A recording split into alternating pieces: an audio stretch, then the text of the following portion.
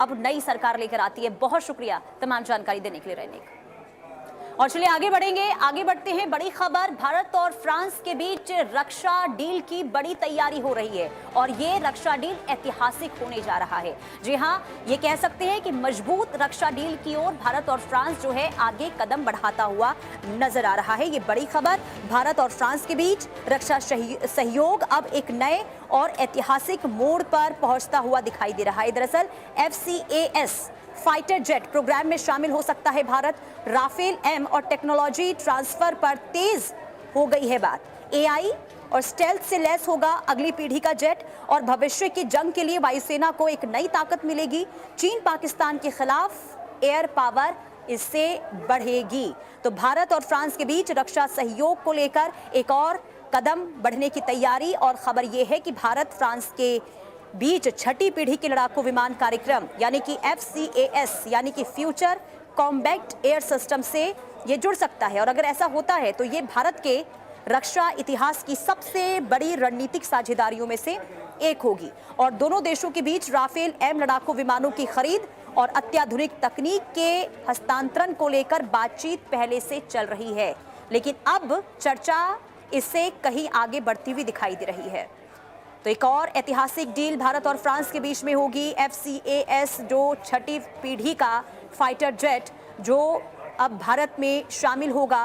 Rafale M और technology transfer पर लगातार बात हो रही थी और अब इस दिशा में तेजी के साथ कदम बढ़ता हुआ दिखाई दे रहा है। और AI स्टेल्थ से लैस अगली पीढ़ी का ये जेट होगा और वायुसेना को इससे ताकत मिलेगी। भारतीय वायुसेना की ये तैयारी बड़े पैमाने पर हो रही है। और हमारे साथ कर्नल संतपाल तमाम जानकारी के साथ डिफेंस एक्सपर्ट के तौर पर जुड़ चुके हैं। बहुत स्वागत है सर आपका इंडिया न्यूज़ पर। सर ये जो डील भारत और फ्रांस के बीच में होने जा रही है, सर इस डील को कैसे देखा जाए, खास करके भारतीय वायुसेना को इससे कितनी मजबूती मिलेगी? और FCAS फाइटर जेट के बारे में सर जानकारी दीजिए। ये छठी पीढ़ी का फाइटर जेट है, ये कितना अहम साबित हो सकता है भविष्य में भारत के लिए?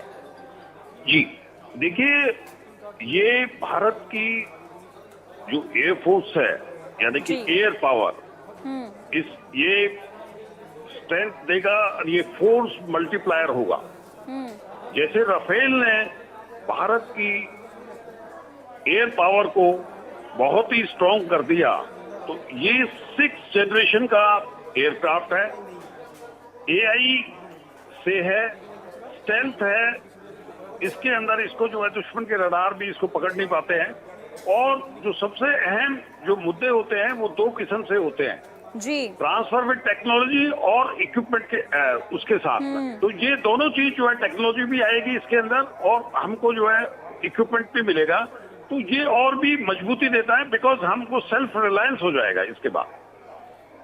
और ये आधुनिक जो है विमान है जो हमारे एडवर्सरीज हैं यानी कि पाकिस्तान और चाइना, उनसे भी बढ़कर हमारी जो है एयर सिक्योरिटी होगी। और आज जो वॉर है वो एयरफोर्स बेस्ड ज्यादा वॉर है और ये एक रक्षा परियोजना जो हमारी है उसको एक बहुत बड़ा बूस्ट मिलेगा। जी लेकिन छठी पीढ़ी का ये फाइटर जेट है सर, इसके प्रोग्राम के बारे में बताइए। खास करके ये भारतीय वायुसेना के लिए किस तरीके से गेम चेंजर साबित होने वाला है?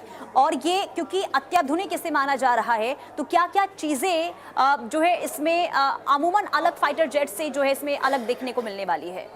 जी देखिए, ये भारतीय वायुसेना को ताकत को एक नई ऊंचाई देगा और आने वाले दिनों में पूरी दुनिया की जो है, जो विश्व की जी हमारी वायुसेना के ऊपर नजरें होंगी कि हमारी वायुसेना बहुत ही स्ट्रांग है।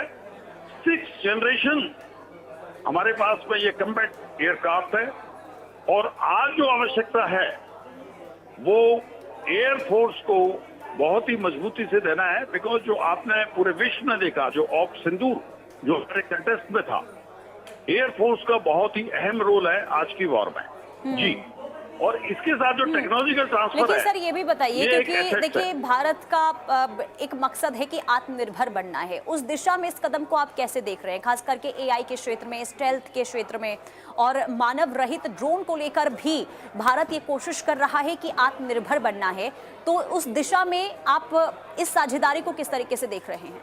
जी देखिए, जो सेल्फ रिलायंस की जो बात कर रहा हूँ, जब टेक्नोलॉजी हमारे पास आ जाएगी तो हम सेल्फ रिलायंस होंगे, हम उनके ऊपर निर्भर नहीं रहेंगे। टेक्नोलॉजी आने से हमारे पास में नो हाउ एयरक्राफ्ट का आ जाएगा, वो सारी डिपेंडेंसी जो है उनके पास नहीं रहेगी, हमारे पास में।